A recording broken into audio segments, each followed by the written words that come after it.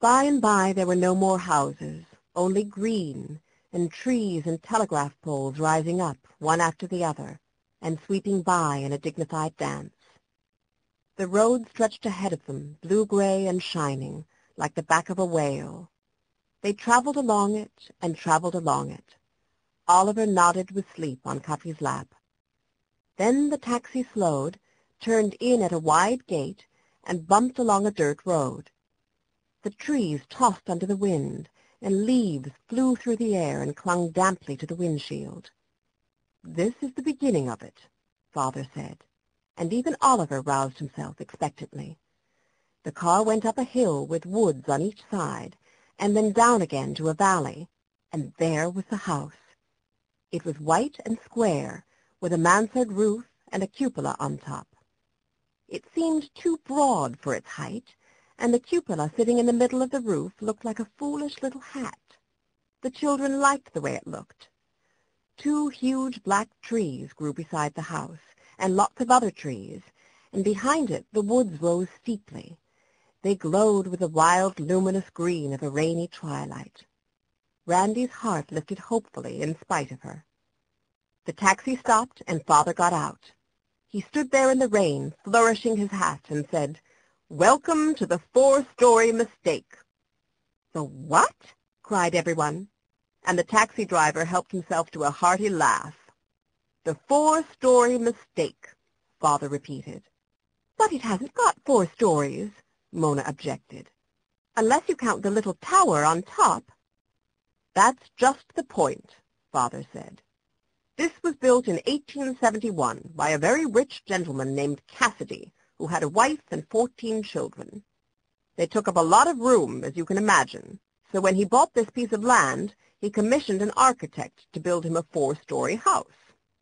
Then he took his family to Europe for the grand tour, leaving the house to get itself built in his absence.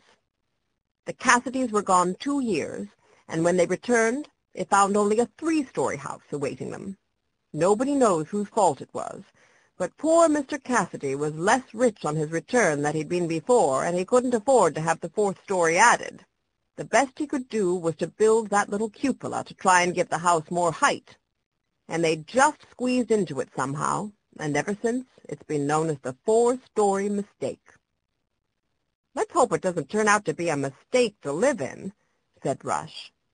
Then they all wiped their feet on the doormat, because Cuffy reminded them, and went into the house. They sniffed the new smell of it like a pack of young hounds. It smelled of mustiness and fresh paint and wood smoke, rather pleasant, but not yet the smell of home. It looked all right, too, though the furniture hadn't settled down in its new surroundings. 6 chairs clustered together like people after church. The couch was full of books, and on the marble-topped table Father's statue of the goddess Kuan Yin stood serenely beside the typewriter, a large tin of floor wax, and a pair of tennis shoes. "Where's my piano?" demanded Rush. "Where are my photographs?" demanded Mona. "Am I really going to have a room all by myself?" asked Oliver. "Are there owls in the woods?" asked Randy. Isaac ran madly from room to room, uttering short barks. Cuffy clashed among the pans in the kitchen, and Father and Willie started upstairs with the luggage. "Mr. Mellendy," said Cuffy, reappearing in the living room, her face grave and her tone solemn, "I can't find a thing to eat in the kitchen." "Oh, Lord," said Father helplessly, his arms pulled down by suitcases. "I guess I forgot to get anything. I was so busy getting the furniture placed that I never even thought about food." The children's faces fell. "I'll drive to town and buy something," offered Willie. "No transportation," groaned Father. "Mrs. Oliphant's lending us her station wagon, but it won't get here till Thursday. The nearest village is 3 miles away, and it's raining pitchforks."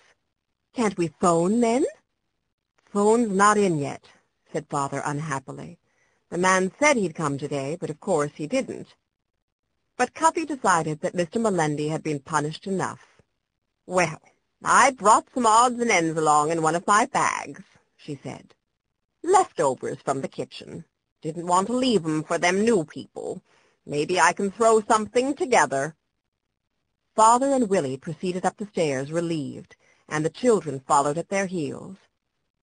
The house was so big that there was a bedroom for each of them, and even one left over in case they had a guest. They ran about exploring one another's rooms.